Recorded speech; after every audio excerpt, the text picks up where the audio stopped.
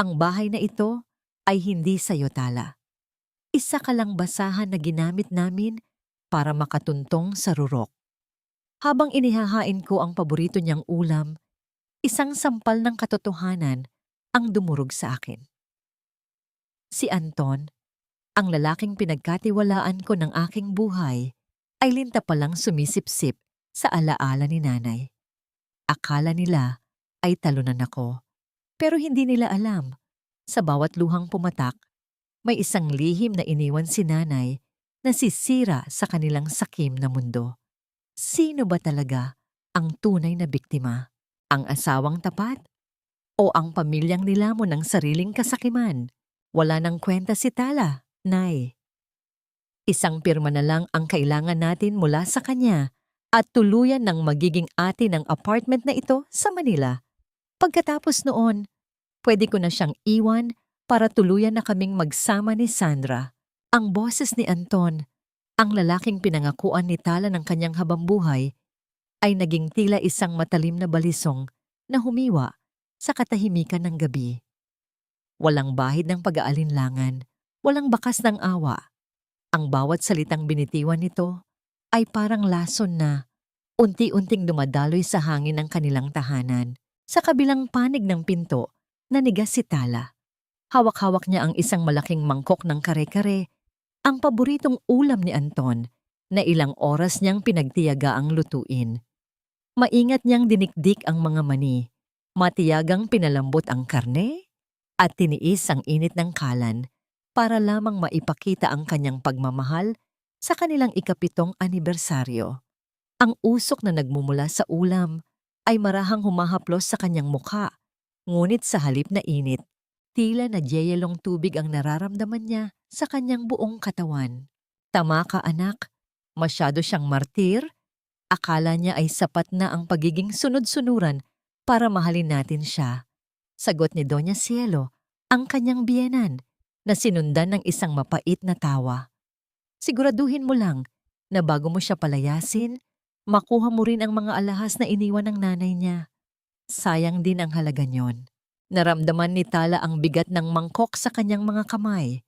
Ang kanyang mga daliri, na puno ng maliliit na sugat mula sa pagkayod sa gawaing bahay, ay nagsimulang manginig. Hindi siya sumigaw. Hindi rin siya humagulgol.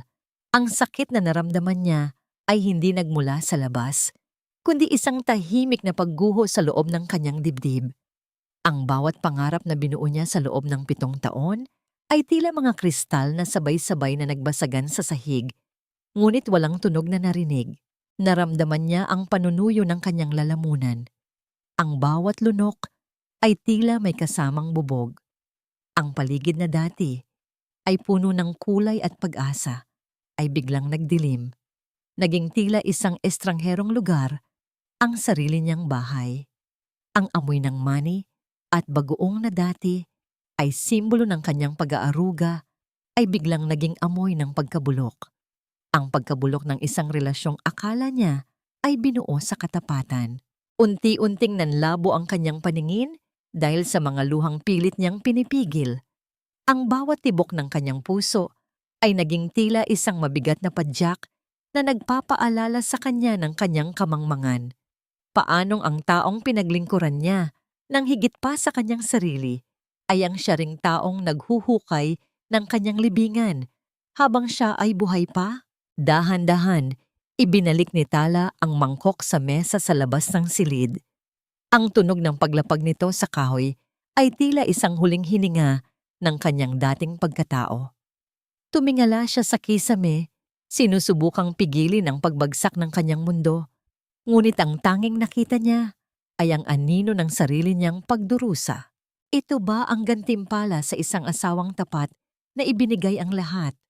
Ito ba ang halaga ng bawat sakripisyo at pagtitiis na ginawa ko para sa pamilyang akala ko ay sa akin? Sa gitna ng dilim at hapdi, isang tanong ang paulit-ulit na umalingaw-ngaw sa kanyang isipan. Hanggang kailan ako mananatiling biktima sa sarili kong tahanan?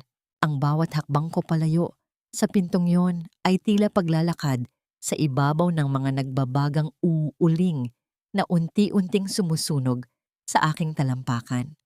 Hindi ko naramdam ang lamig ng tiles, hindi ko na rin marinig ang tibok ng sarili kong puso. Ang tanging naririnig ko na lamang ay ang paulit-ulit na boses ni Anton na parang isang sirang plaka sa aking isipan. Tinatawag akong basahan, tinatawag akong walang kwenta. Naglakad ako patungo sa dulo ng pasilyo kung saan naroon ang maliit na silid na dati ay tinutuluyan ni nanay bago siya pumanaw 3 buwan na ang nakalilipas. Ito ang tanging lugar sa bahay na ito na hindi pa nalalason ng presensya ng mga biyenan ko. Sa loob ng silid na ito, nananatili ang amoy ng luma ngunit malinis na linen at ang bahagyang bango ng pinatuyong bulaklak ng huanglan na laging itinatago ni nanay sa kanyang aparador. Sumandal ako sa pinto at dahan-dahang napaupo sa sahig. Doon, sa gitna ng kadiliman, ay hinayaan ko ang aking mga kamay na haplusin ang malamig na kahoy. Naalala ko kung paano kami nagtipid ni nanay para mabili ang apartment na ito. Ang bawat sentimong kinita niya sa pananahi at ang bawat bonus ko mula sa trabaho ay itinabi namin para sa pangarap na magkaroon ng sariling masisilungan. Para sa'yo ito, Tala. Ang laging sabi niya noon habang hinihilot ang kanyang namamagang mga daliri. Huwag mong hahayaang kuhanin ito ng sinuman mula sa'yo. Tila may sariling buhay ang aking mga kamay nang gumapang ang mga ito sa ilalim ng kanyang lumang kama. Naalala ko ang isang gabi bago siya bawian ng buhay nung mahigpit niyang hinawakan ang aking palad at may itinuro sa ilalim ng sahig. Gamit ang dulo ng aking mga kuko, tinanggal ko ang isang bahagi ng sahig na kahoy na medyo maluwag.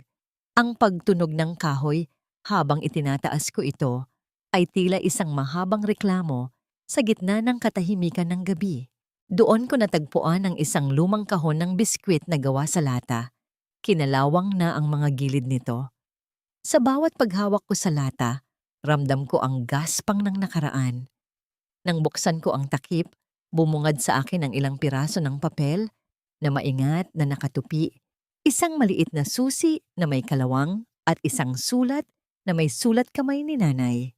Anak, huwag mong hayaang ubusin nila ang iyong liwanag, simula ng sulat. Kung binabasa mo ito, ibig sabihin ay natupad na ang aking kinatatakutan. Alam ko ang bawat lihim na tingin ni Anton, ang bawat pakikipag-usap ni Cielo sa mga taong hindi dapat pagkatiwalaan.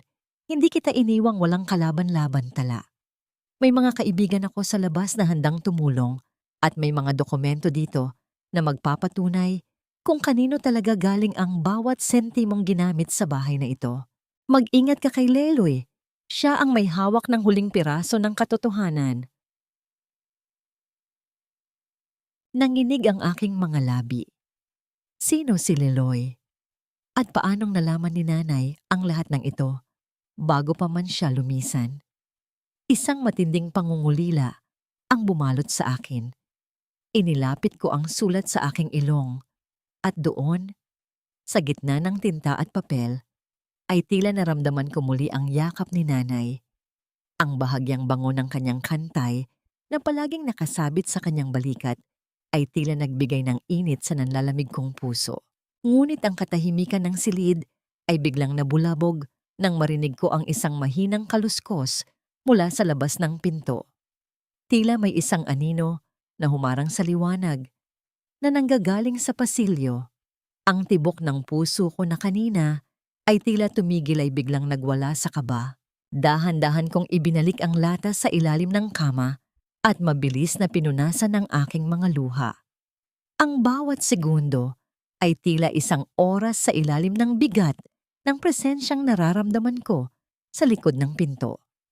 Sino ang nakatayo doon? Si Anton ba na handa ng hingin ang aking pirma? O ang biyanan ko na nagmamanman sa bawat galaw ko? Ang hawakan ng pinto ay dahan-dahang uminog, lumilikha ng isang mahaba at nakakangilong tunog ng bakal na nagkikiskisan. Ang aking hininga ay naging tila isang munting huni na pilit kong pinapatay sa loob ng aking lalamunan habang nakatingin ako sa aninong unti-unting pumapasok sa silid. Love, bakit ka nandito sa dilim? Pinag-aalala mo naman ako. Ang boses ni Anton ay tila isang malambot na pilus, puno ng pagkalinga, na kung hindi ko narinig ang usapan nila kanina, ay iisipin kong ako ang pinakamahalagang tao sa kanyang buhay. Pumasok siya sa silid. Ang liwanag mula sa pasilyo ay lumikha ng isang mahabang anino na tila isang dambuhalang nagbabanta sa aking kinalalagyan. Nararamdaman ko ang pagbaliktad ng aking sikmura nang dahan-dahan niyang ipinatong ang kanyang kamay sa aking balikat. Ang init ng kanyang palad ay tila naging baga na pumapaso sa aking balat. Gusto kong sumigaw, gusto kong itulak siya palayo at itanong kung paano niya nagagawang ngumiti ng ganyan habang pinaplano ang aking pagbagsak. Ngunit naalala ko ang sulat ni nanay. Kailangan kong maging matatag. Kailangan kong maging mas matalino sa kanila. I'm just tired, Anton. Naalala ko lang si nanay. Pilit kong pinatatag ang aking boses kahit nararamdaman ko ang panginginig ng aking mga labi. Masyado ka kasing nagpapapagod sa gawaing bahay, love. Hayaan mo. Kapag naayos na natin yung mga papers na binigay ko sa iyo kanina, kukuha tayo ng katulong para hindi ka na nahihirapan. Sagot niya habang dahan-dahang hinahaplos ang aking buhok. Ang bawat haplos niya ay tila isang paalala ng 7 taon ng kasinungalingan. Nang gabing iyon, habang mahimbing ang tulog ni Anton at naririnig ko ang kanyang malalim na paghinga, dahan-dahan akong bumangon. Ang bawat kilos ko ay tila isang pagnanakaw sa sarili naming tahanan. Kinuha ko ang kanyang cellphone na nakapatong sa side table. Ang liwanag ng screen ay tila isang sulo na naglalantad sa kadiliman ng kanyang pagkatao. Hindi ako nahirapang hulaan ang password niya. Ang petsa ng aming anibersaryo. Isang mapait na ngiti ang sumilay sa aking mga labi. Ginagamit niya ang simbolo ng aming sumpaan upang itago ang kanyang mga katraydoran. Binuksan ko ang kanyang mga mensahe.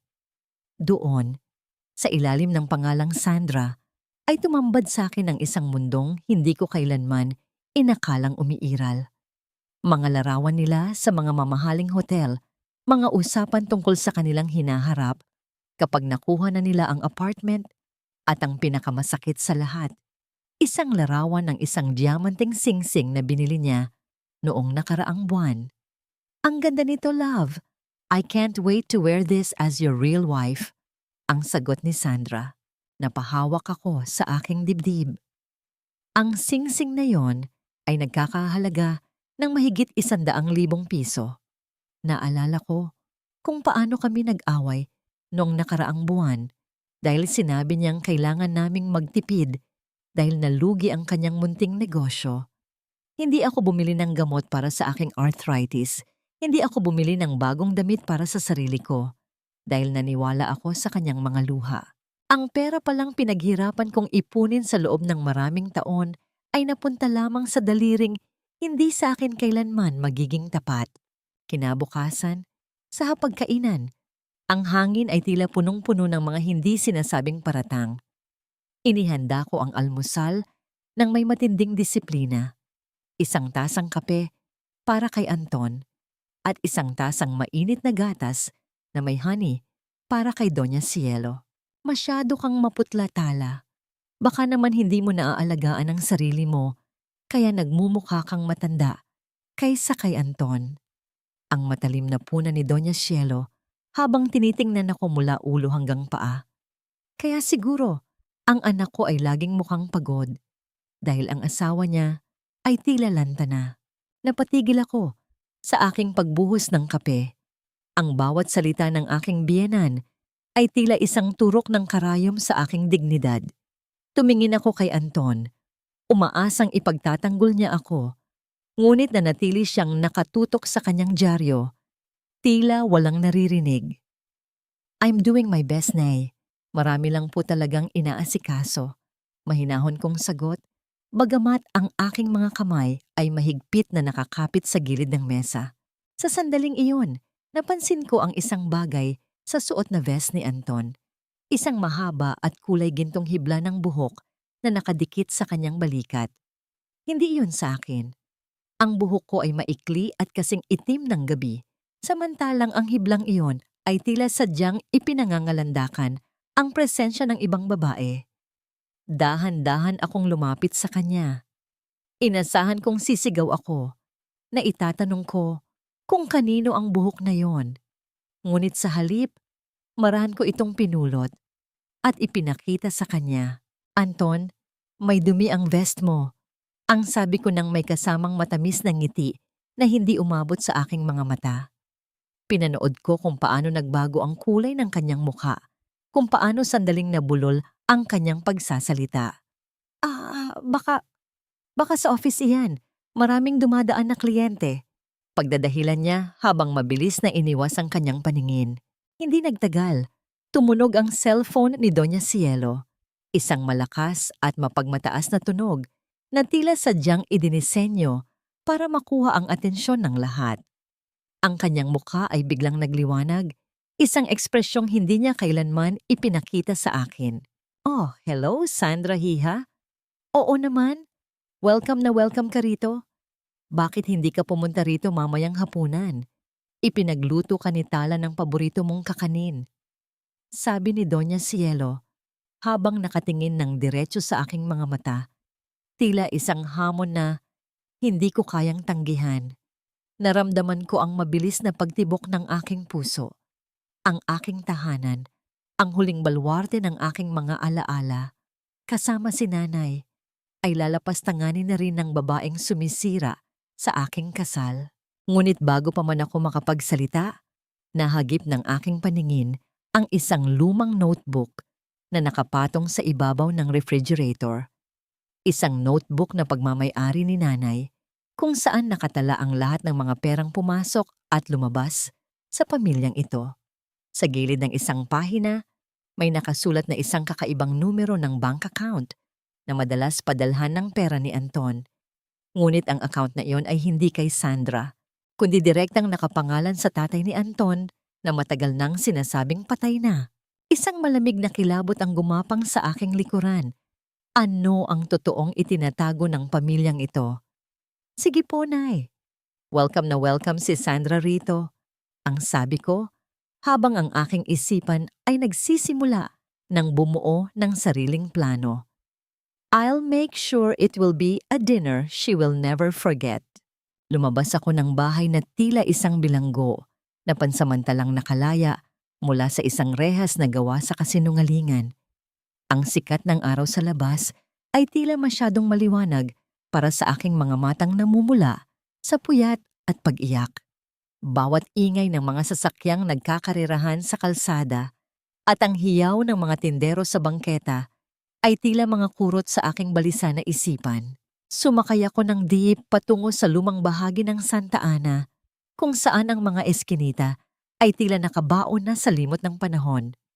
Doon matatagpuan ang maliit na patahian ni Aling Nena, ang matalik na kaibigan ni nanay mula pa noong kabataan nila. Habang naglalakad ako sa masikip na daan, ang amoy ng kanal at usok ay tila naging amoy ng nostalgia. Nagpapaalala sa akin ng mga panahong bata pa ako at ang tanging problema ko lang ay kung paano uubusin ang aking baon. Nadatnan ko si Aling Nena na nakatungo sa kanyang lumang makinang panahi. Ang tunog ng pag-ikot ng makina ay tila isang mabilis na tibok ng puso na sumasabay sa ingay ng paligid. Nang makita niya ako, agad na napalitan ng lungkot ang kanyang mga mata. Tala, anak, kanina pa kita hinihintay. Ang sabi niya habang dahan-dahang tumatayo. Ang kanyang likod ay bahagyang kubana dahil sa ilang dekada ng pagtatrabaho. Alam kong darating ka. Sinabi ni Maribel na ibigay ko ito sa iyo kapag naramdaman mo nang hindi mo na kaya. Inabot niya sa akin ang isang maliit na bagay na nakabalot sa lumang tela. Nang buksan ko ito, isang itim na cassette tape ang bumungad sa akin. Luma na ito, may ilang gasgas sa labas. Ngunit para sa akin, ito ay nagtataglay ng bigat ng 1,000 saksak. Ano po ito, Aling Nena? Tanong ko. Ang aking boses ay bahagyang nanginginig. Iyan ang boses ng katotohanan tala, ang nanay mo. Matagal na siyang may hinala. Hindi siya naging kampante sa bilis ng pagpapakasal ninyo yun ni Anton. Kumuha siya ng taong magmamanman, isang investigador na dati niyang kakilala. Paliwanag ni Aling Nena habang hinahaplos ang aking kamay. Pakinggan mo yan sa silid na walang makakarinig sa'yo. Nagmamadali akong bumalik sa bahay. Dala ang isang lumang tape recorder na hiningi ko rin kay Aling Nena. Nang makasiguro akong wala pa sina Anton at Doña Cielo, pumasok ako sa banyo at ikinandado ang pinto. Naupo ako sa gilid ng bathtub. Ang lamig ng porselana ay tila humahagupit sa aking balat. Isinalang ko ang tape. Ang unang tunog na lumabas ay tila isang mahabang buntong hininga ng hangin bago naging malinaw ang mga boses. Huwag kang mag-alala, Sandra.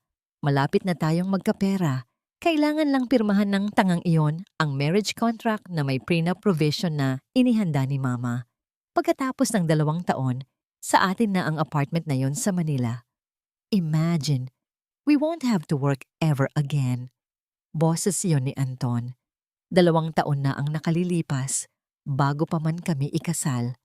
Ang boses niya sa tape ay puno ng kayabangan at kawalang hiyaan, malayo sa malambing na Anton na kilala ko.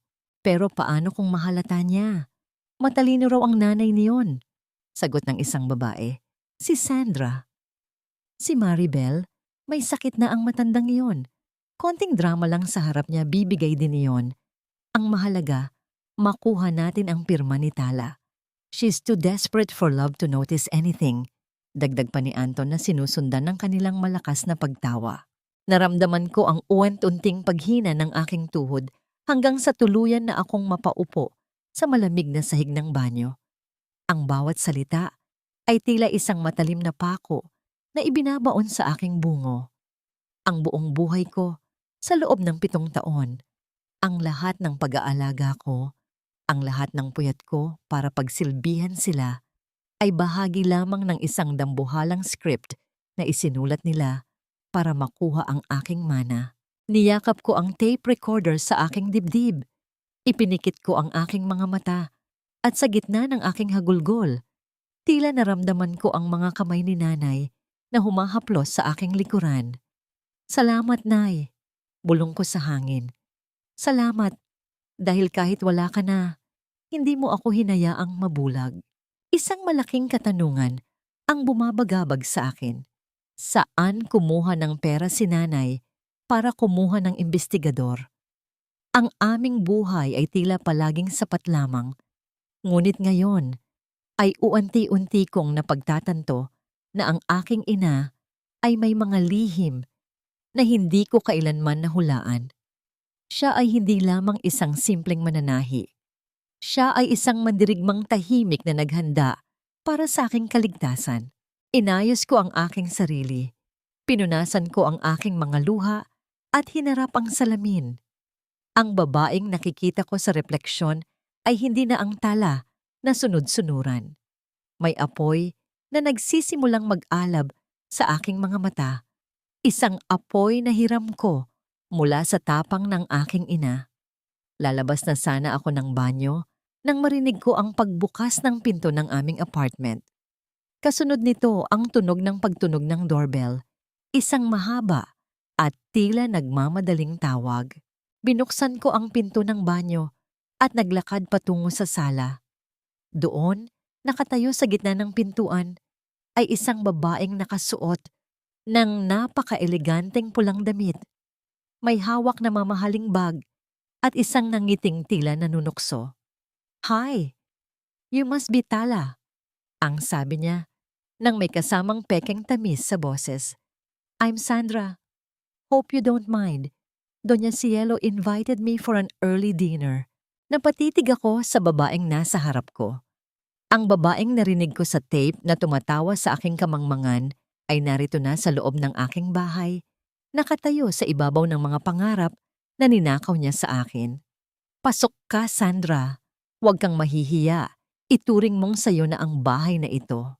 Ang boses ni Doña Cielo ay tila isang malamyos na musika na nagmula sa pasilyo habang mabilis siyang lumalapit upang yakapin ang babaeng nakapula.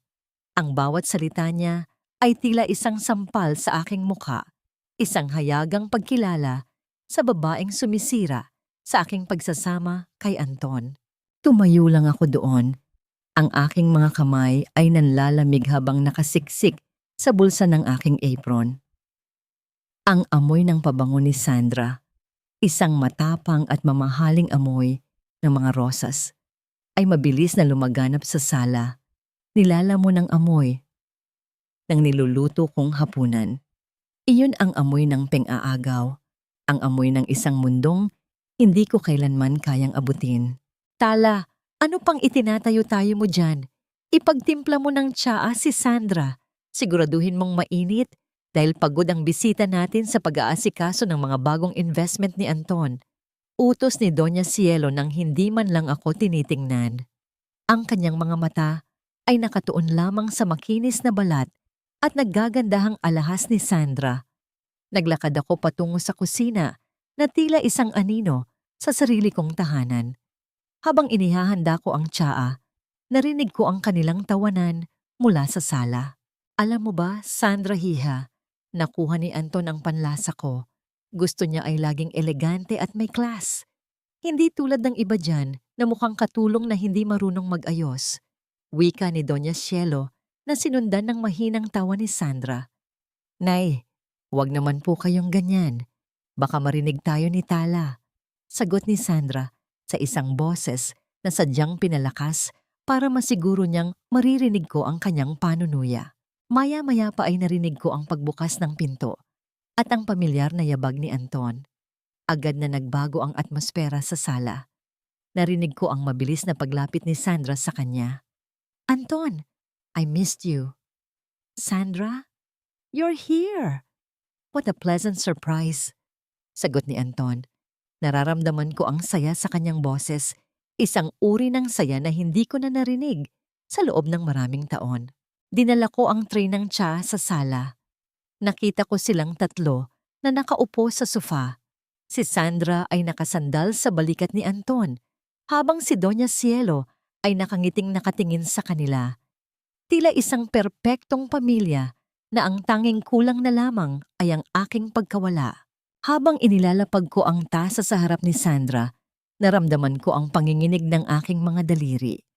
Isang patak ng mainit na tsa ang tumalsik sa aking balat, ngunit hindi ako gumalaw.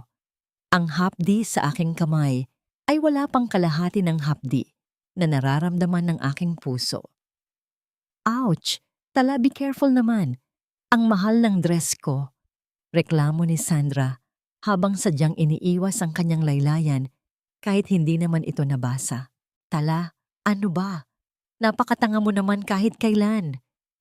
Sigaw ni Anton habang mabilis na kinukuha ang tissue para punasan ng mesa, ngunit ang kanyang mga mata ay puno ng pag-aalala para kay Sandra at wala kahit katiting na sulyap para sa akin na napaso. Nanatili akong nakatayo, tinitingnan ang pamumula ng aking balat. Walang nagtanong kung ayos lang ako. Walang nag-alok ng tulong. Para sa kanila, ako ay isang kasangkapan lamang na nagkaroon ng diferensya. Sa gitna ng tensyon, napansin ko ang bahagyang pagngiwi ni Sandra. Mabilis niyang kinuha ang kanyang bag at may kinuha siyang isang maliit na bote ng gamot. Mabilis siyang uminom ng isang tableta at uminom ng tsa nang hindi tumitingin sa amin. Isang kakaibang kaba ang gumapang sa akin. Bakit siya umiinom ng gamot ng palihim? At bakit tila may takot sa kanyang mga mata nang magtama ang aming paningin? Tala, tapos ka na ba dyan? Kung tapos ka na, maaari ka nang bumalik sa kusina. O kaya naman, sa guest room ka na lang matulog mamaya. Malamig na sabi ni Doña Cielo habang hinahaplos ang kamay ni Sandra. Bakit po, Nay?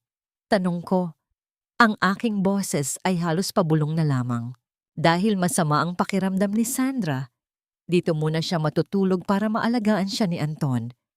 Hayaan mong ang asawa mo ang mag-asikaso sa kanya dahil mukhang mas kailangan niya ng kalinga kaysa sayo na sanay naman ng mag-isa. Ang huling hirit ni Doña Cielo na tila isang huling saksak sa aking nanlulumong pagkatao.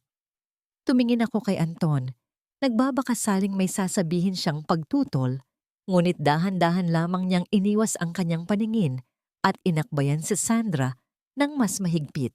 Tumalikod ako at naglakad patungo sa dilim ng pasilyo.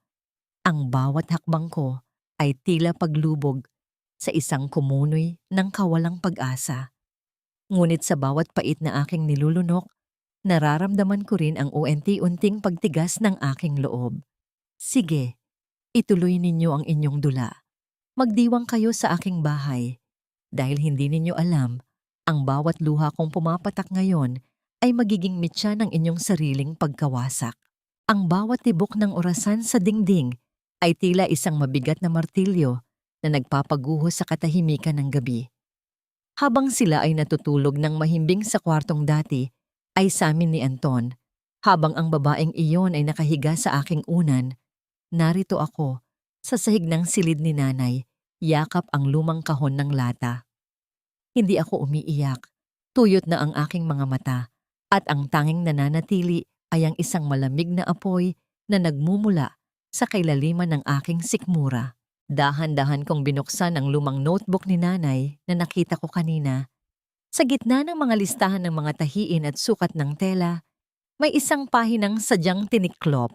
Pagbukas ko nito, bumungad ang isang listahan ng mga pangalan at halaga na may pamagat na mga utang na hindi pa nababayaran. Ang aking puso ay nagsimulang tumibok ng mabilis nang mabasa ko ang mga sulat sa ibaba. Anak, ang sakim na tao ay parang linta.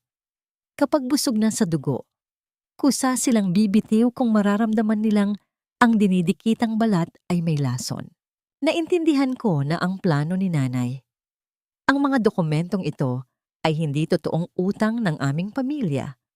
Ang mga ito ay mga pekeng papeles ng mortgage at mga sulat paniningil na sadyang ginawa ni nanay para sa panahong ito. Isang patibong na idinisenyo para sa mga taong ang tanging sinasamba ay salapi.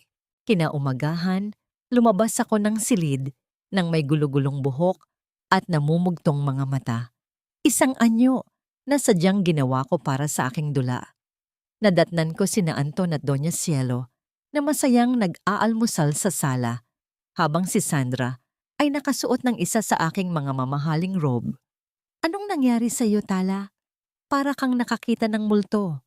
Panunudyo ni Doña Cielo habang humihigop ng mainit na tsokolate. Hindi ako sumagot agad. Sa halip, dahan-dahan kong inilapag ang isang makapal na sobre sa ibabaw ng mesa. Ang tunog ng pagbagsak nito sa kahoy ay tila isang babala sa gitna ng kanilang katuwaan. Anton, may dumating na liham kanina. Mula sa bangko at sa isang private lender, pabulong kong sabi. Ang aking boses ay sadyang pinatatalon ko sa takot.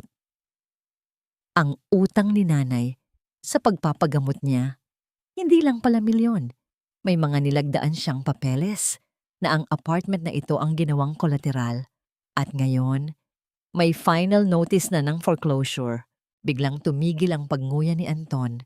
Ang kutsarang hawak ni Doña Cielo ay marahang tumama sa gilid ng tasa. Lumilikha ng isang matunog na huni sa gitna ng biglang katahimikan. Ano? Anong pinagsasabi mo? Maayos ang mga papeles ng bahay na ito. Sigaw ni Anton habang mabilis na kinukuha ang sobre at binubuklat ang mga dokumento. Iyan din ang akala ko, Anton. Pero lumalabas na may mga lihim na utang si nanay para lang maitayo ang negosyong akala natin ay maayos. At ang masama pa, dahil asawa kita, ang sabi ng abogado sa liham, maaari kang madamay sa pananagutan dahil sa ating joint accounts. Dagdag ko pa, habang pilit kong itinatago ang aking mukha sa likod ng aking mga palad para hindi nila makita ang kislap ng tagumpay sa aking mga mata. Anong sabi mo? Madadamay ang anak ko. Halos maghisterya na si Doña Cielo habang tinitingnan ang mga pekeng dokumentong mukhang napakatotoo. Hindi maaari. Anton, sinabi ko sa'yo, walang mapapala sa pamilyang ito kundi problema. Napatingin ako kay Sandra. Ang babaeng kanina ay mukhang Reyna ay biglang naging balisa. Mabilis niyang binitawan ang robe na suot ko na tila bigla itong naging marumi. Ang kanyang takot sa kahirapan at pagkakaroon ng pananagutan ay mas matindi pa sa kanyang pagmamahal kay Anton. Tumayo ako at humarap sa salamin sa may pasilyo.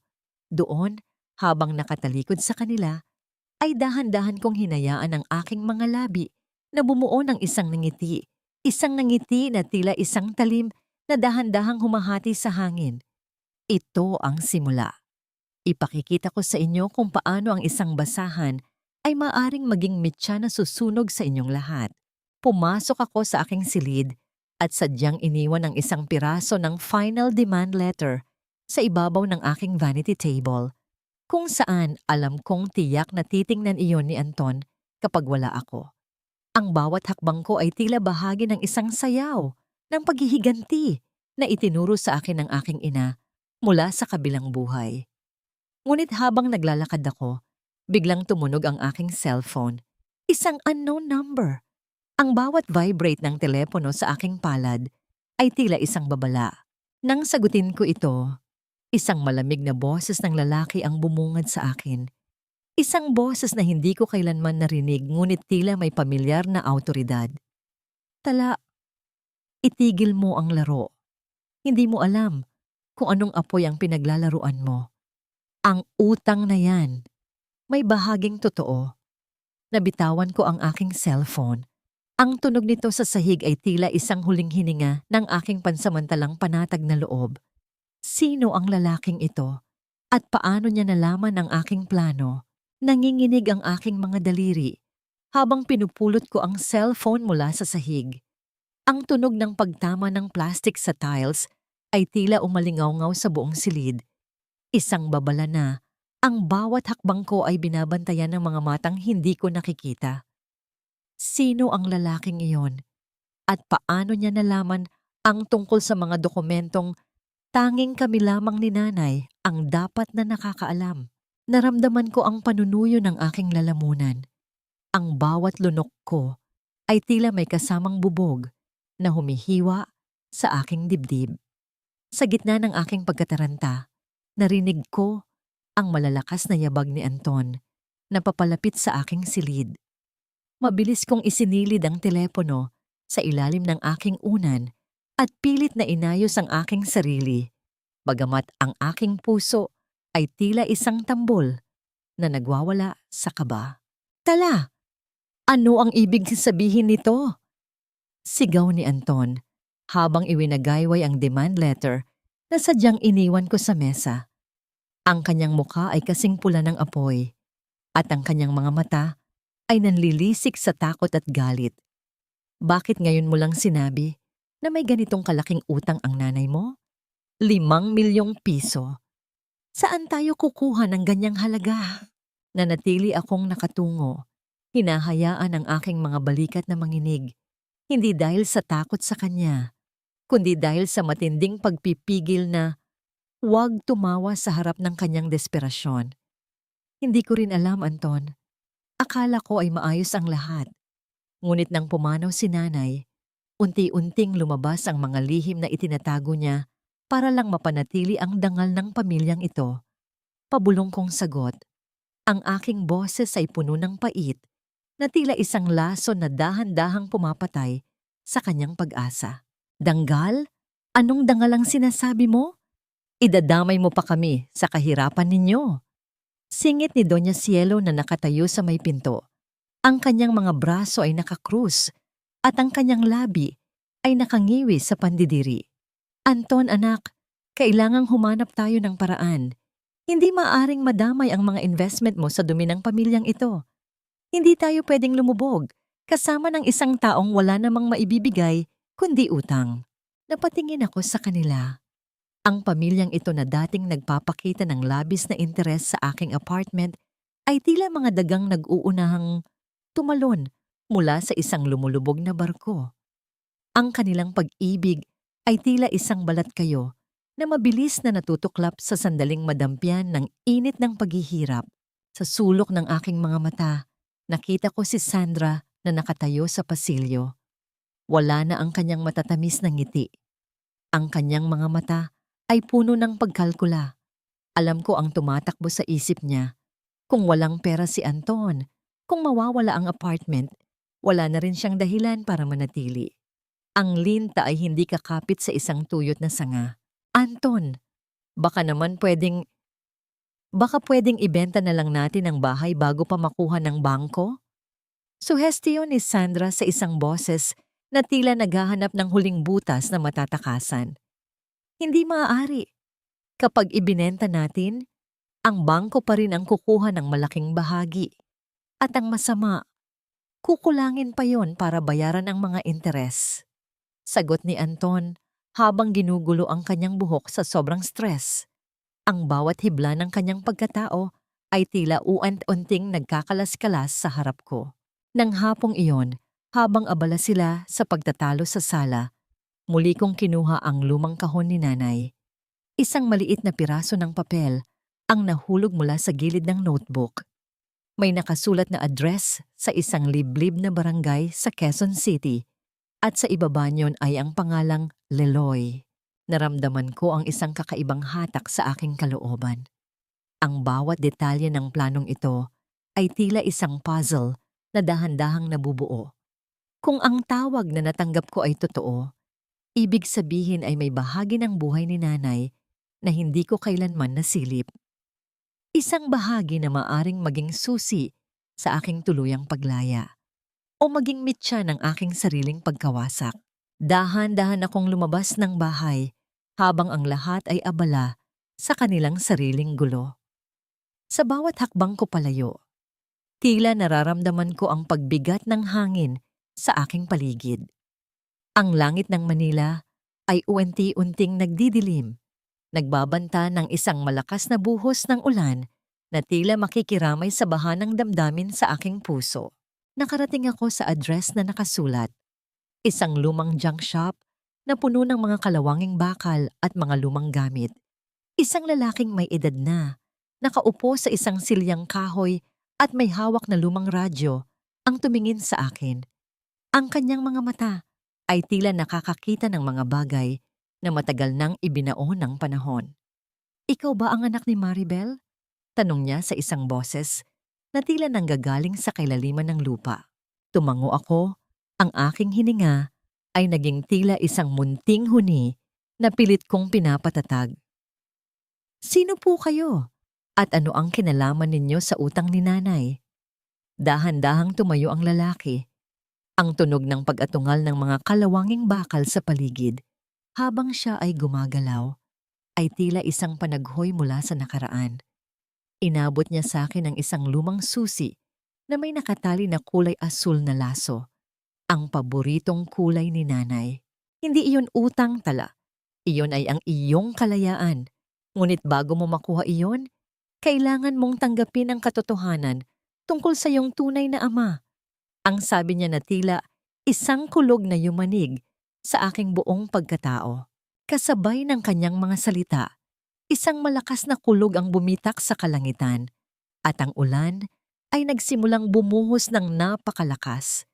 Tila sinusubukang hugasan ang lahat ng kasinungalingang bumabalot sa aking buhay. Napahawak ako sa aking dibdib. Ang bawat patak ng ulan sa aking muka ay naging tila mga luha ng aking ina na nagpapaalala sa akin na ang laban na ito ay nagsisimula pa lamang. Ang ulan sa Maynila ay hindi lamang tubig na bumabagsak mula sa langit. Ito ay tila mga luhang naguhugas sa dumi ng isang lungsod na puno ng lihim. Habang naglalakad ako palayo sa junk shop ni Leloy, ang bawat patak na tumatama sa aking balat ay tila isang malamig na halik ni nanay. Nagpapaalala sa akin na sa bawat bagyo ay may dalang pagbabago. Hawak ko ng mahigpit ang susi na may asul na laso. Ang tanging bagay na tila nag-uugnay sa akin sa isang pagkataong hindi ko kailanman nakilala.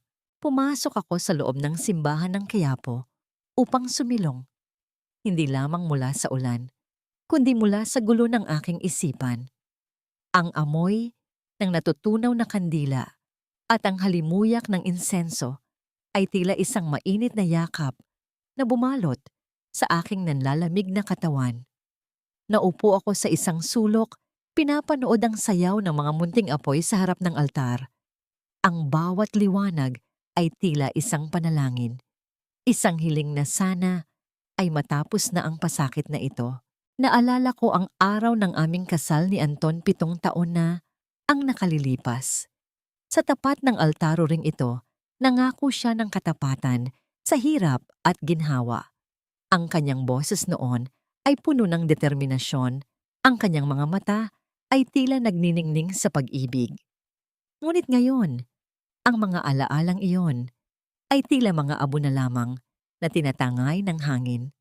Ang hirap na ipinangako niya ay siya rin palang gagawin niyang sandata para ako ay ilubog.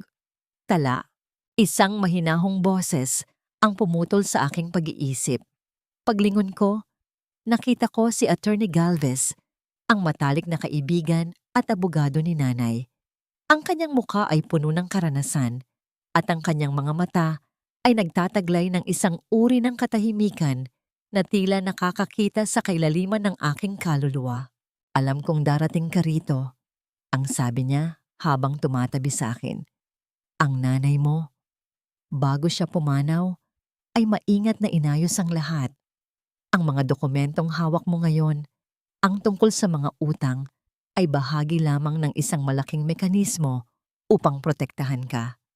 Ngunit may isang bagay na kailangan mong malaman tungkol sa financial status ni Anton. Inabot niya sa akin ang isang folder na nakabalot sa plastic para hindi mabasa ng ulan. Sa loob niyon ay ang mga kopya ng bank statements at credit card records. Naramdaman ko ang mabilis na pagtibok ng aking puso nang makita ko ang mga transaksyon.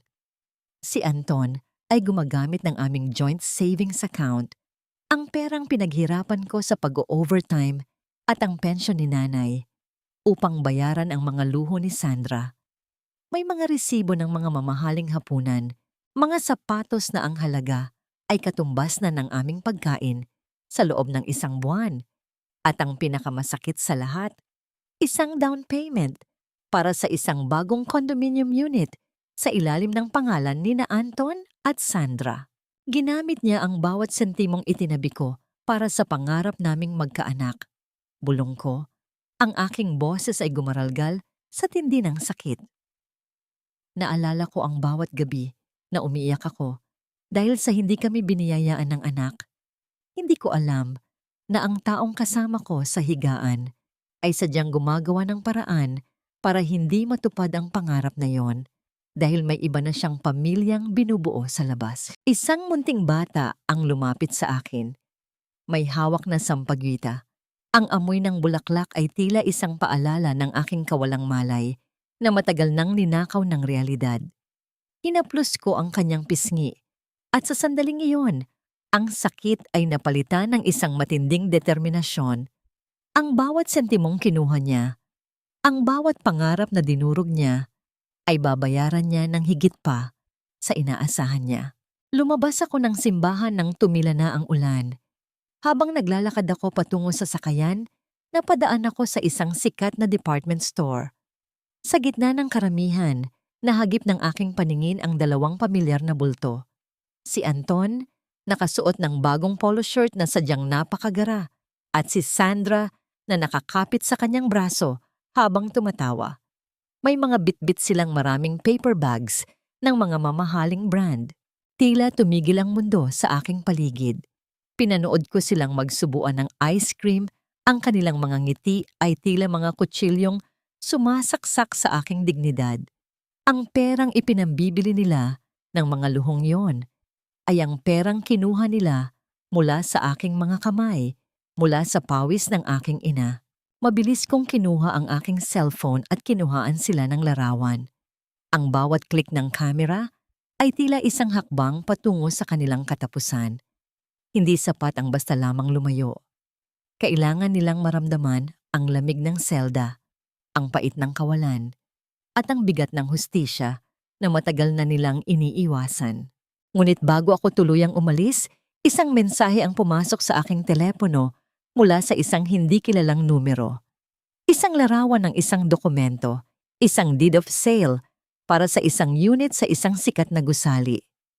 Ang nakapirma bilang buyer ay hindi lamang si Anton, kundi kasama rin ang pangalan ni Doña Cielo bilang co-owner. Naramdaman ko ang isang malamig na kilabot. Hindi lamang pala si Anton ang nagnanakaw sa akin. Ang buong pamilya nila ay nagsasabuatan upang ubusin ako hanggang sa huling sentimo, habang ako ay pinagmumukhang katulong sa sarili kong bahay. Ang aking hininga ay naging tila isang munting huni ng galit sa gitna ng malamig na hangin ng Manila. Kung akala nila ay nakuha na nila ang lahat, nagkakamali sila dahil ang susi na ibinigay ni Leloy, ang susing iyon ay hindi lamang para sa isang pintuan. Iyon ay para sa isang katotohanang sisisira sa bawat pundasyon ng kanilang kasakiman. Anton, Doña Cielo, ihanda ninyo ang inyong mga sarili. Bulong ko sa hangin. Dahil ang bawat sentimong ninakaw ninyo ay magiging kadenang hihila sa inyo, pababa sa impyernong kayo mismo ang gumawa. Pumirma ka na rito, Anton. Ito na lang ang tanging paraan para hindi ka madamay sa gulo ng pamilya ko. Ang boses ko ay nanginginig, hindi dahil sa takot, kundi dahil sa matinding adrenaline na dumadaloy sa aking mga ugat.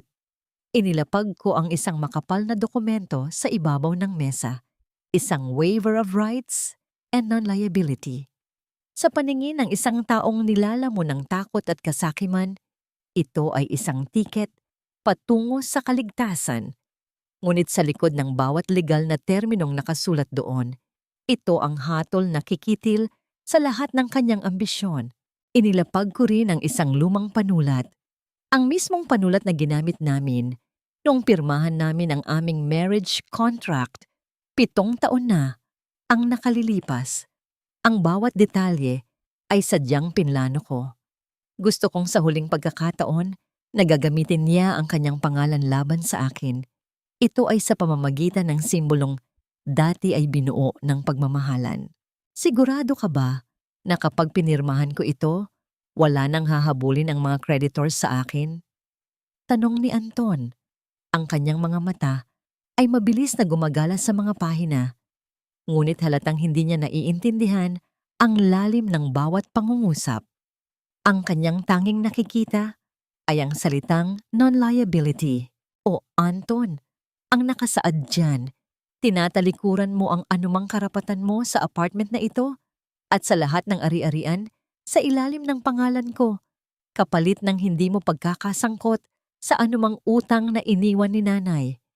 Paliwanag ko habang nakayuko, pilit na itinatago ang kislap ng aking mga mata sa likod ng aking buhok. Ayaw kong maghirap ka dahil sa akin. Mahal kita, kaya gagawin ko ang sakripisyong ito. Mabuti naman at natauhan ka na, Tala. Sabat ni Doña Cielo na nakatayo sa likuran ni Anton, tila isang buwitre na naghihintay ng huling hininga ng kanyang biktima. Huwag mong hayaang mahila ng kahirapan mo ang anak ko.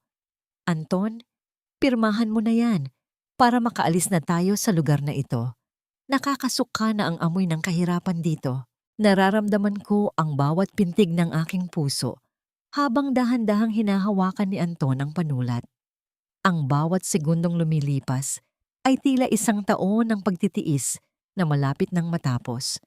Naalala ko ang lahat ng gabing hindi ako nakatulog dahil sa pag-aalala sa kanya. Ang lahat ng pagkaing isinakripisyo ko para lamang mabili niya ang kanyang mga gusto. Ngayon, ang lahat ng iyon ay magwawakas sa isang simpleng guhit ng tinta. Ang bawat pagkaskas ng panulat sa papel ay tila isang musika sa aking pandinig. Hindi iyon tunog ng pagsuko, kundi tunog ng paglaya.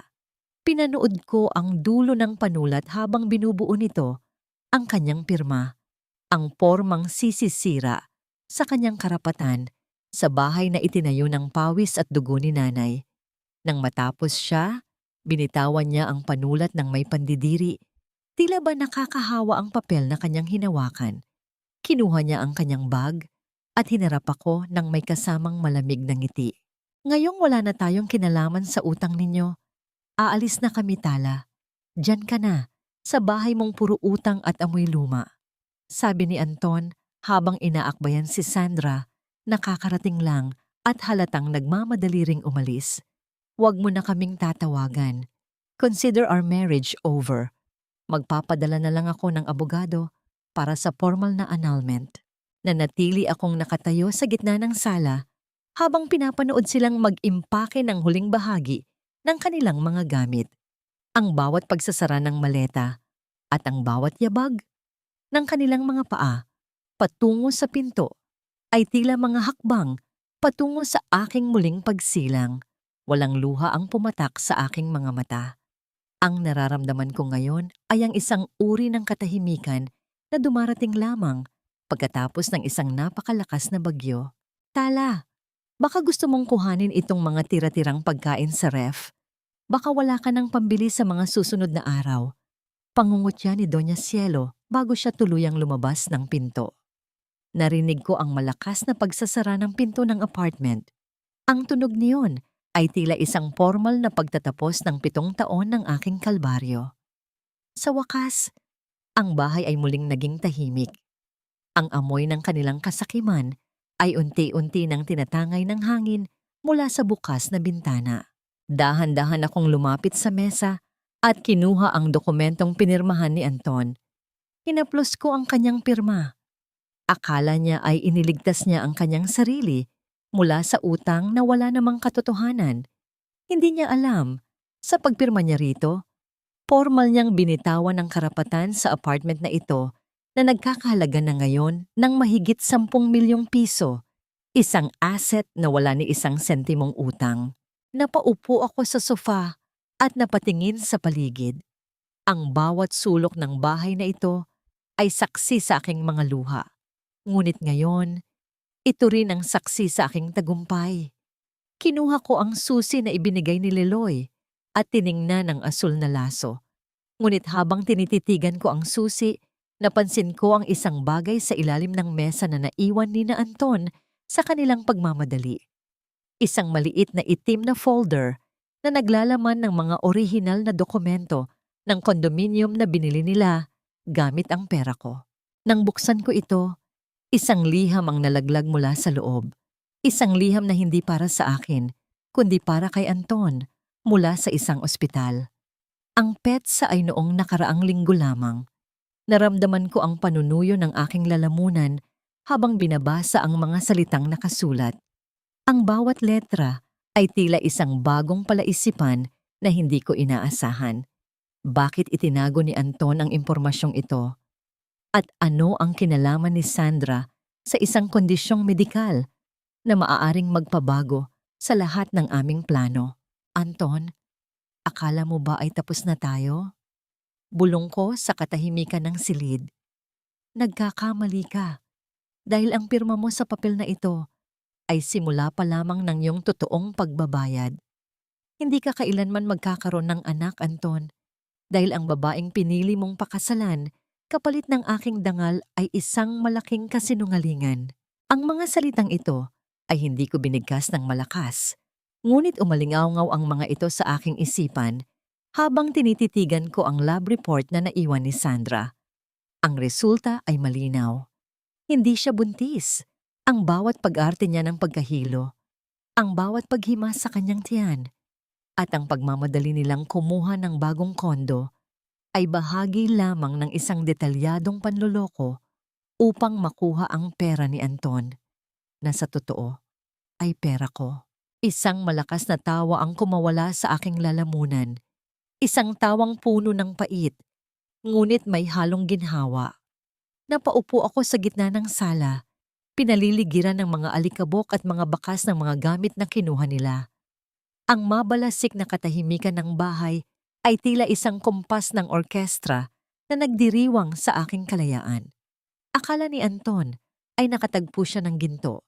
Hindi niya alam na ang kinuha niya ay isang batong puno ng lason. Tumayo ako at kinuha ang basahan. Sinimulan kong punasan ng sahig. Ang bawat kuskus ko ay tila pagbura sa bawat alaala ng kanilang presensya. Gusto kong alisin ang amoy ng kanilang kasakiman, ang amoy ng pabango ni Sandra na tila nakakapit pa rin sa mga kurtina.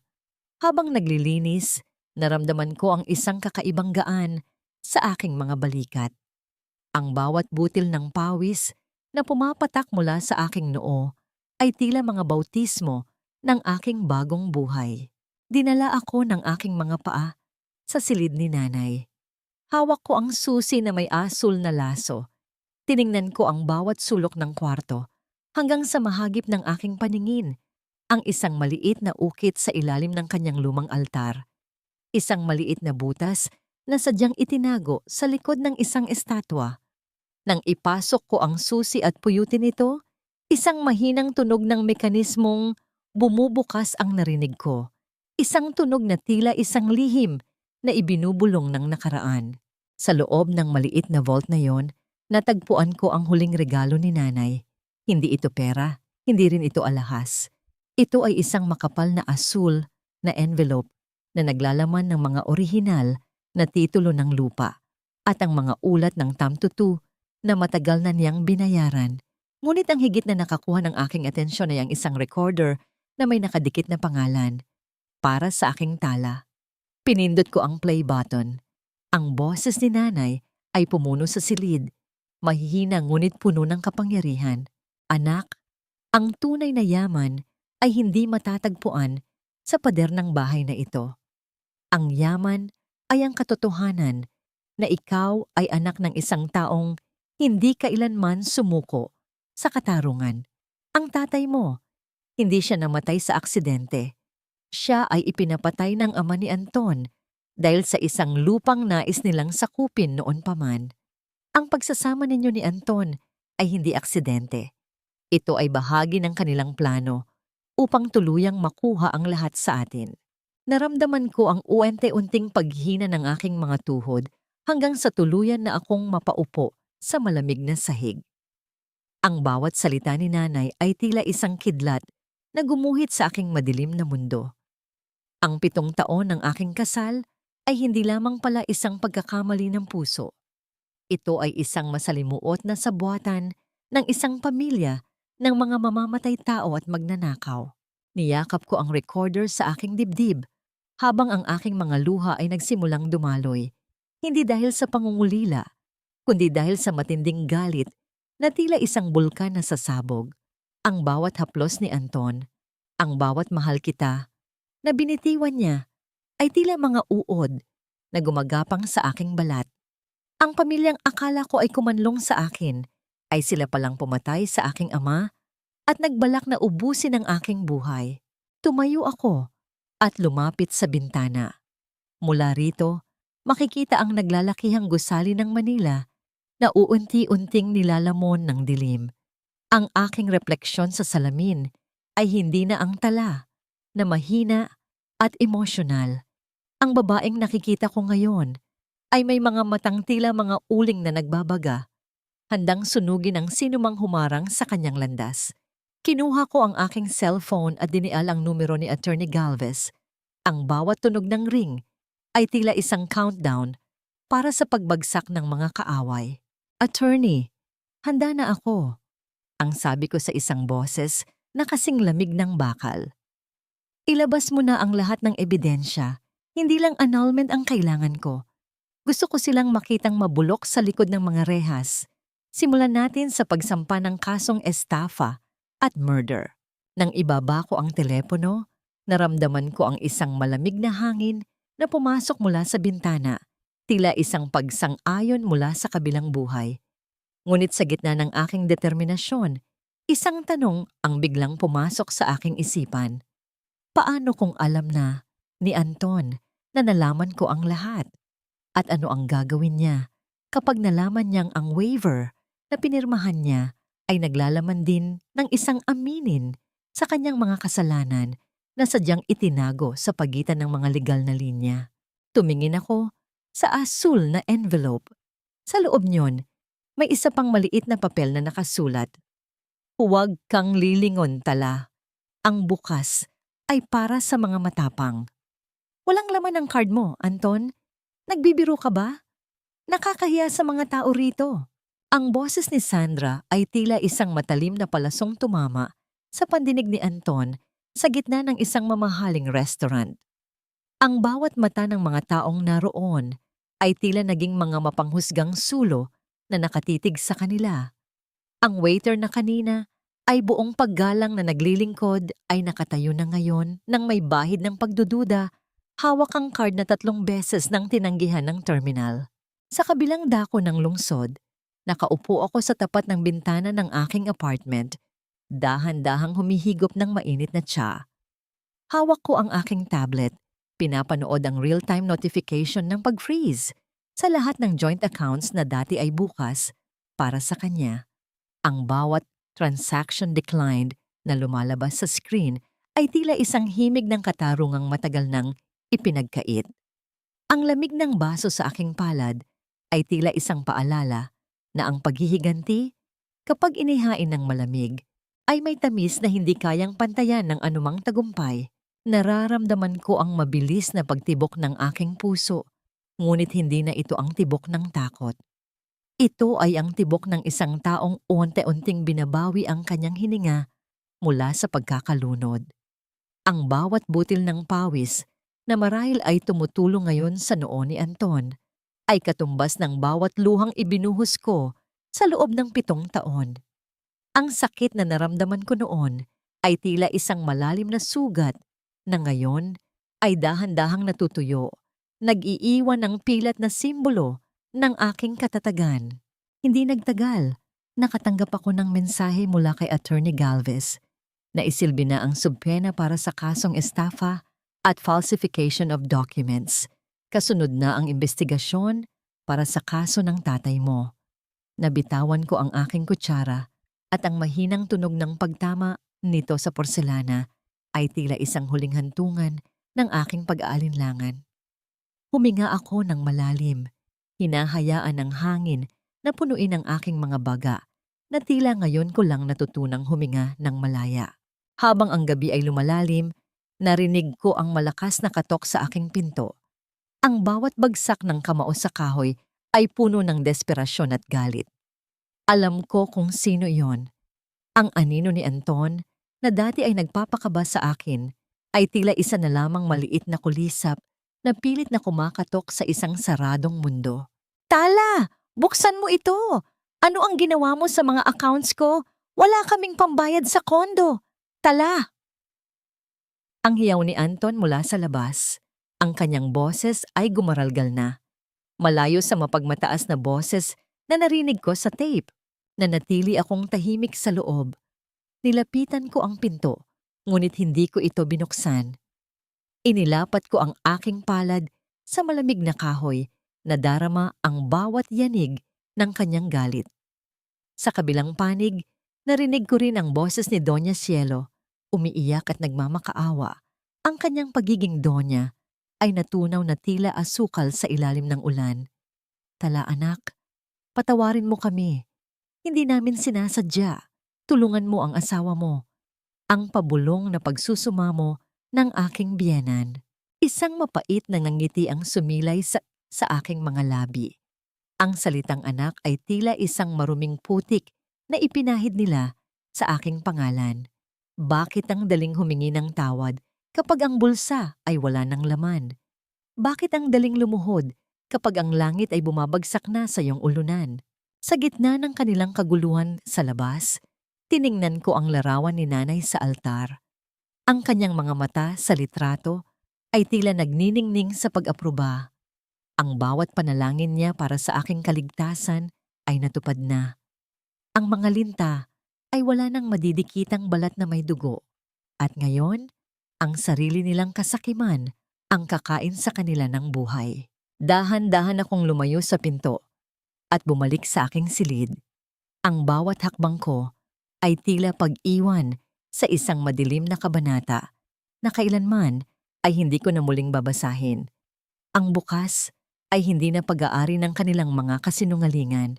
Ngunit habang nakahiga ako sa aking kama, isang tanong ang nananatiling nakasabit sa katahimikan. Sapat na ba ang mawalan sila ng pera para mabayaran ang buhay ng aking ama? o ang tunay na hustisya ay matatagpuan lamang kapag nakita ko na ang huling bakas ng kanilang pagkatao na naglalaho sa dilim ng bilangguan? Hindi lahat ng sugat ay gumagaling sa paglipas ng panahon. Ang iba ay kailangang buksan muli upang tuluyang malinis ang lason na iniwan nito. Ang mga salitang ito ay tila isang sumpa na paulit-ulit na umuukit sa aking isipan habang nakaupo ako sa loob ng malamig at payapang bulwagan ng katarungan. Ang amoy ng lumang papel at ang masangsang na amoy ng kaba ay tila lason na humahalo sa hangin. Sa kabilang panig ng silid, nakita ko si Anton. Wala na ang kislap sa kanyang mga mata.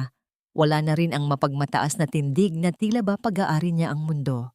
Nakasuot siya ng isang lumang Amerikana. Ang mismong Amerikanang ako ang bumili para sa aming anibersaryo. Ngunit ngayon, tila ba masyado itong maluwag para sa kanyang nanghihinang katawan. Naramdaman ko ang paghigpit ng aking hawak sa asul na laso na nakatali sa aking daliri sa ilalim ng mesa. Ang bawat hibla ng tela ay tila nagbibigay sa akin ng lakas na hiram mula sa aking ina.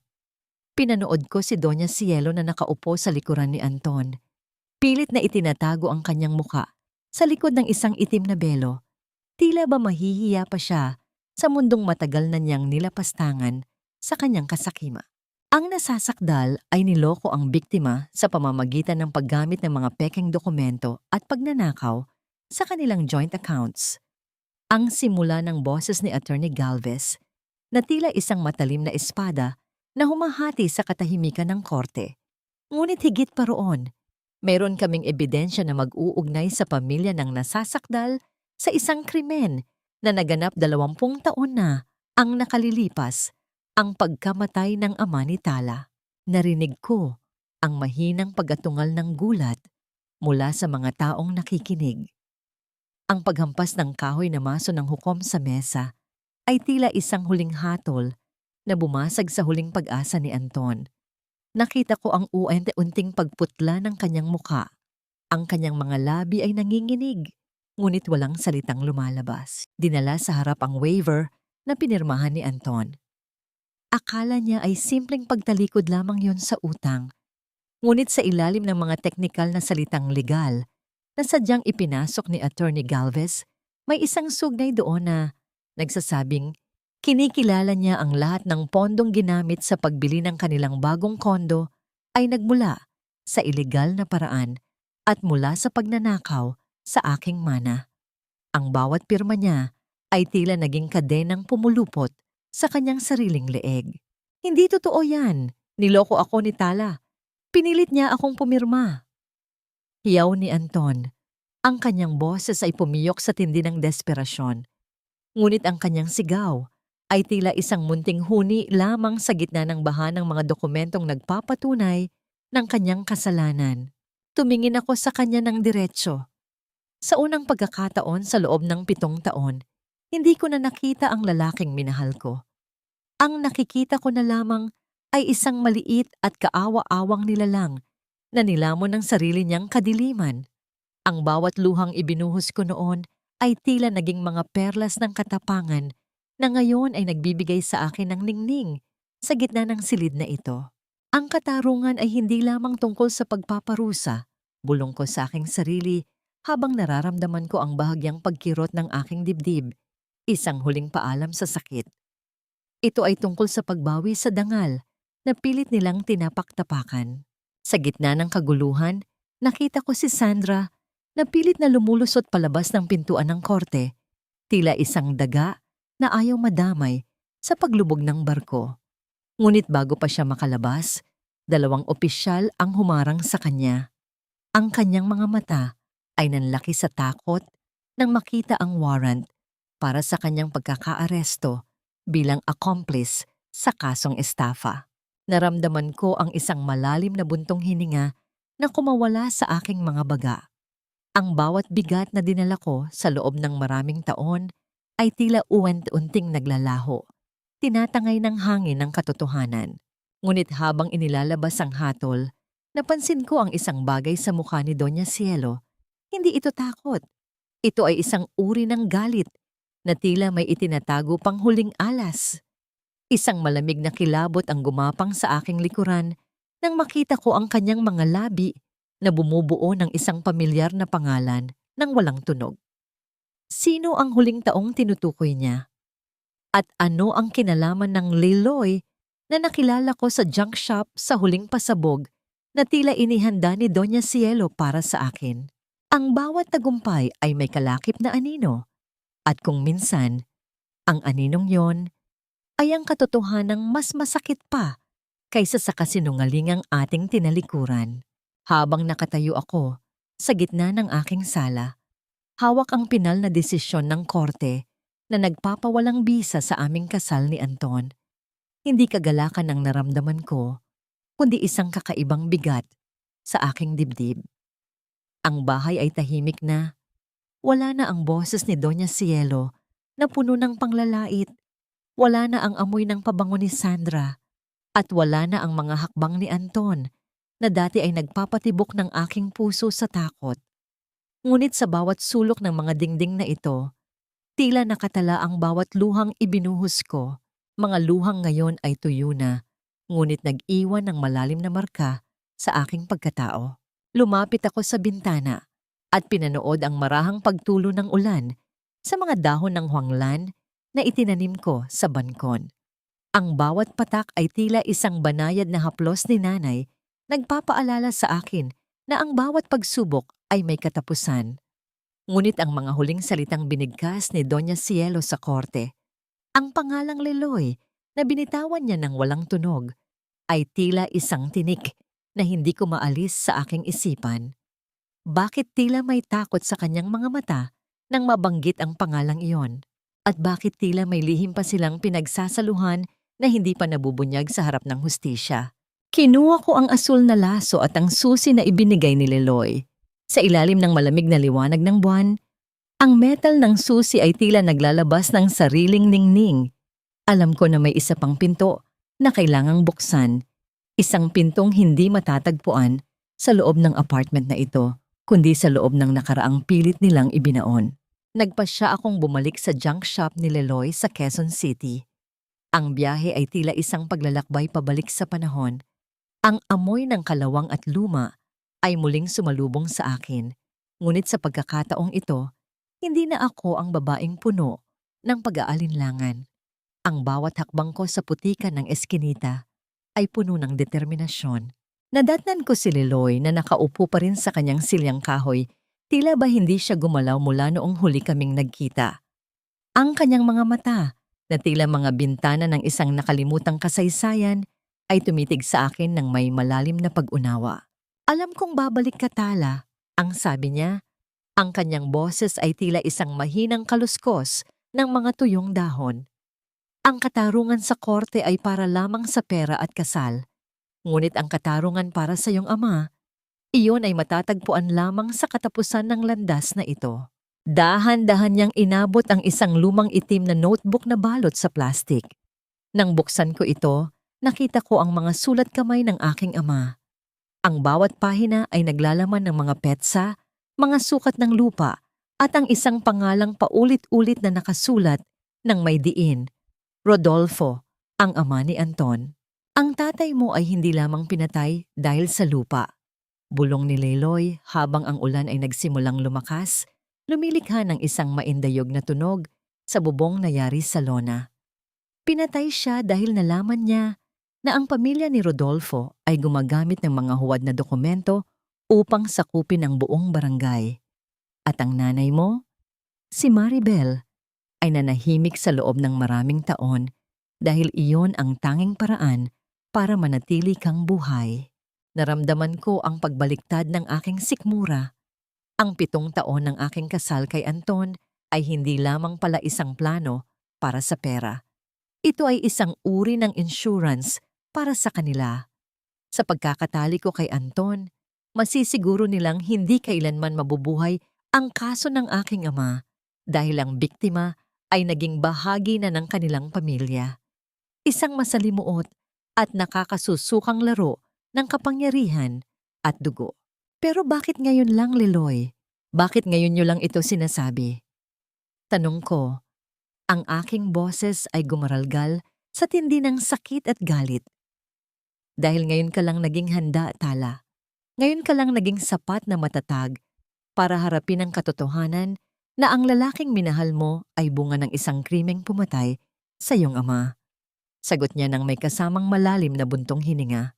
Sa loob ng notebook may nakitipit na isang maliit na larawan.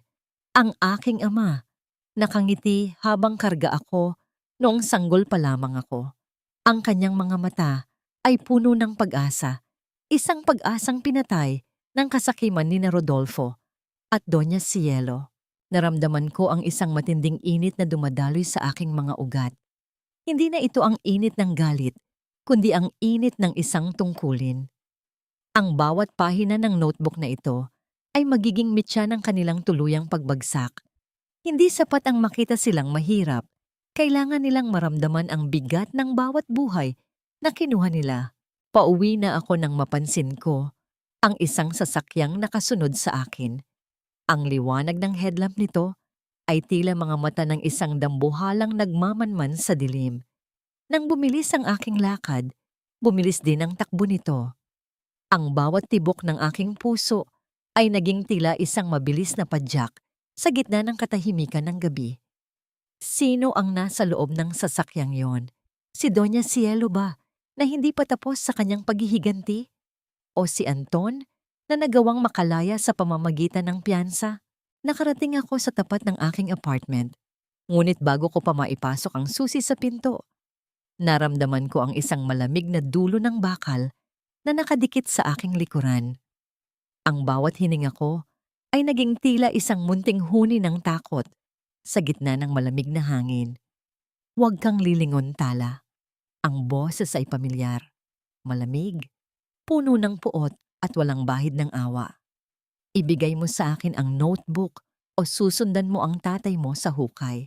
Ibigay mo sa akin ang notebook, Tala. Huwag mong hintayin na maging pula ang puting damit mo. Ang boses ni Anton ay gumaralgal, tila isang hayop na nasugatan at wala nang matatakasan. Nararamdaman ko ang malamig na dulo ng baril na nakabaon sa aking likuran, tumatagos sa manipis na tela ng aking blusa hanggang sa aking balat. Ang bawat patak ng ulan na humahagupit sa aming paligid ay tila mga saksi sa huling taya ng aming sirang pagsasama. Dito, sa tapat ng pintuan ng bahay na itinayo ng kasinungalingan, muling nagtagpo ang aming mga tadhana, hindi bilang mag-asawa, kundi bilang magkaaway. Naramdaman ko ang mabilis na pagtibok ng aking puso. Isang mabilis na tambol na tila gustong kumawala sa aking dibdib. Ang aking mga kamay ay mahigpit na nakakapit sa notebook na balot sa plastik. Ang tanging ebidensya na maglalantad sa kadiliman ng pamilya ni Anton. Isang matinding pait ang bumalot sa aking lalamunan. Ang lalaking ito, na dati kong pinagsilbihan ng may buong katapatan, ay handa na ngayong kitilin ang aking buhay para lamang iligtas ang kanyang sarili at ang kanyang mamamatay taong ama. Anton, hanggang dito na lang ba talaga? Ang pabulong kong tanong. Ang aking boses ay matatag kahit nararamdaman ko ang panginginig ng aking mga tuhod. Pati ba ang buhay ko ay kukunin mo rin gaya ng ginawa ng tatay mo sa tatay ko? Wala akong pakialam sa nakaraan, Tala. Ang kailangan ko ay ang notebook na yan. Isusuko ko ang lahat. Basta huwag lang kaming mabulok sa kulungan. Hiyaw ni Siyam. Ang kanyang hininga na amoy alak ay dumampi sa aking leeg. Nagdudulot ng isang nakakasukang kilabot. Dahan-dahan akong humarap sa kanya, hindi pinapansin ang banta ng bakal sa aking katawan. Sa ilalim ng madilim na langit at sa pagitan ng mga patak ng ulan, nakita ko ang mukha ni Anton. Wala na ang gwapong lalaking minahal ko. Ang nasa harap ko ay isang anino ng isang taong nilamon ng kasakiman at takot. Ang kanyang mga mata ay nanlilisik, tila isang baliw na nawalan na ng direksyon. Ang akala mo ba ay ikaw ang may hawak ng alas, Anton? Ang sabi ko nang may kasamang isang mapait na ngiti. Ang notebook na ito, matagal na itong may digital copy na hawak ni Attorney Galvez. At sa sandaling may mangyari sa akin, automatikong lalabas ang lahat ng yon sa bawat news outlet sa bansa. Nakita ko ang pagbabago sa kanyang mga mata, mula sa galit patungo sa isang malalim na kawalang pag-asa. Ang kanyang kamay na humahawak sa baril ay nagsimulang manginig. Ang bawat segundong lumilipas ay tila isang mahabang oras ng paghuhukom. Ang ulan ay naging tila isang koro ng mga kaluluwang humihingi ng katarungan. Pinamumunuan ng boses ng aking ama at ina. Hindi mo gagawin iyon. Mahal mo ako, Tala. Di ba mahal mo ako? Ang pautal-utal niyang pagsusumamo, ang kanyang boses ay naging tila isang munting bata na naghahanap ng matatakasan. Ang mahal ko ay ang aninong ginawa mo, Anton. Pero ang taong nasa harap ko ngayon, na hindi ko na siya kilala. Ang huling salitang binitawan ko habang naririnig ko ang papalapit na tunog ng mga sirena ng pulis mula sa kabilang kalsada. Ang asul at pulang liwanag ay nagsimulang sumayaw sa mga basang pader ng eskinita, tila mga anghel ng hustisya na dumarating upang tapusin ang gabi. Binitawan ni Anton ang baril. Ang tunog ng pagtama ng metal sa basang semento ay tila isang formal na pagbagsak ng kurtina sa aming trahedya. Napaluhod siya sa putikan, umiiyak at humihikbi, habang ang mga awtoridad ay mabilis na lumapit upang siya ay pusasan.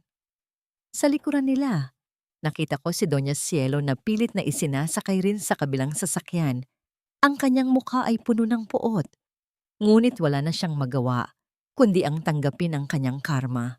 Tumayo ako ng matuwid, hinahayaan ng ulan, nahugasan ang bawat bakas ng dumi at takot sa aking mukha.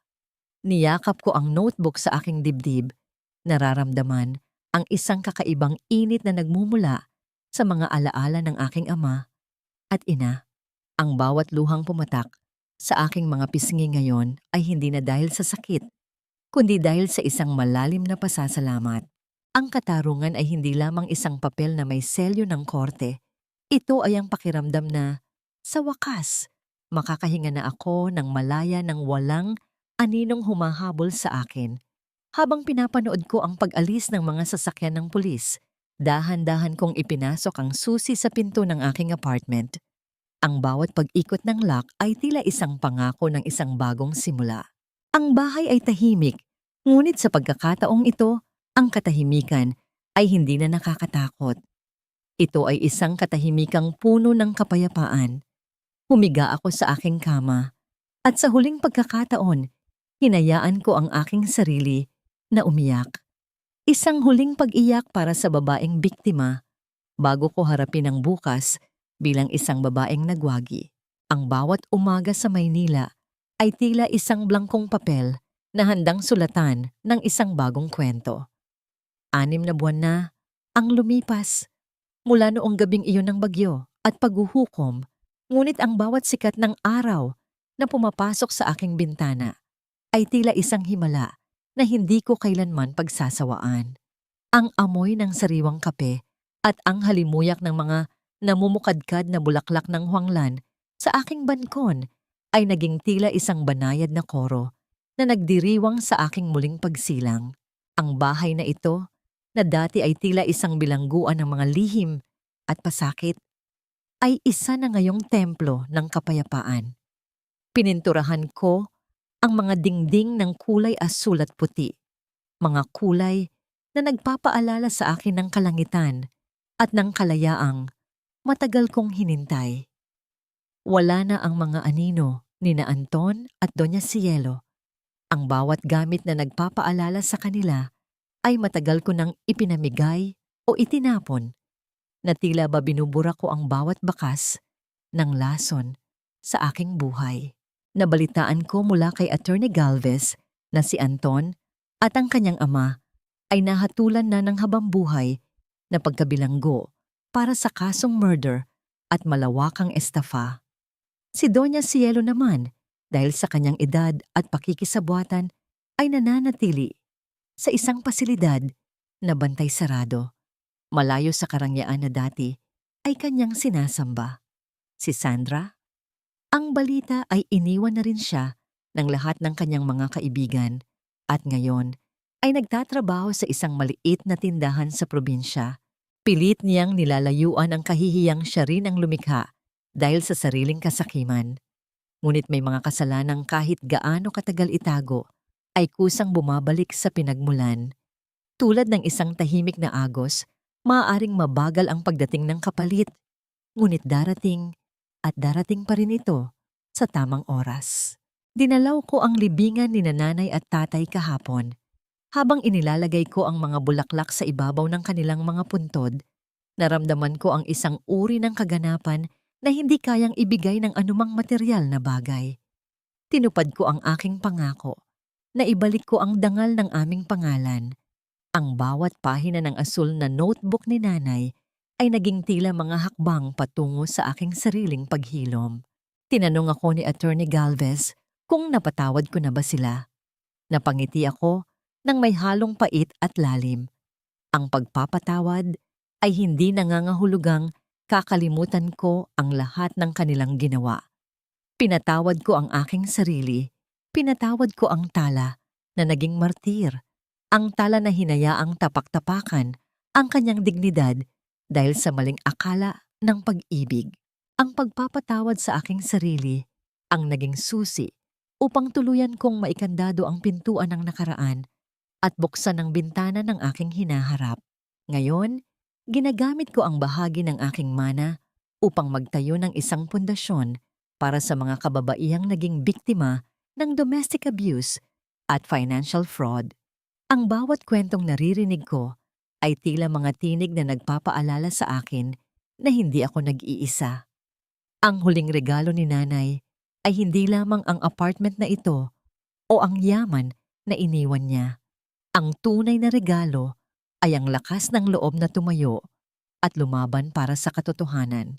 Habang hinihipan ko ang aking mainit na tsaa, napatingin ako sa isang maliit na larawan sa aking mesa. Isang bagong larawan. Ako, nakangiti ng buong ningning, kasama sina Liloy at Attorney Galvez. Ang mga taong ito ang naging aking bagong pamilya. Mga taong hindi nakatali sa dugo, kundi sa katapatan at pagmamahal. Ang buhay ay tila isang masalimuot na tahi ng tela. May mga bahaging madilim, may mga bahaging makulay. Ngunit sa huli, ang disenyo ay nakadepende sa kung paano natin hahawakan ang karayom ng ating sariling kapalaran. Ang katarungan ay nakamit na, ang mga sugat ay naghilom na, at sa wakas, ang aking puso ay natuto ng tumibok para sa kanyang sarili. Huminga ako ng malalim habang pinagmamasdan ang dapit na hapon. Sa unang pagkakataon, hindi na nakakatakot ang bukas. Puno ito ng pag-asa at pagmamahal na hindi ko na kailangang ipagpalimos. Salamat, Nay. Salamat, Tay. Mahina kong bulong. Malaya na ang inyong tala.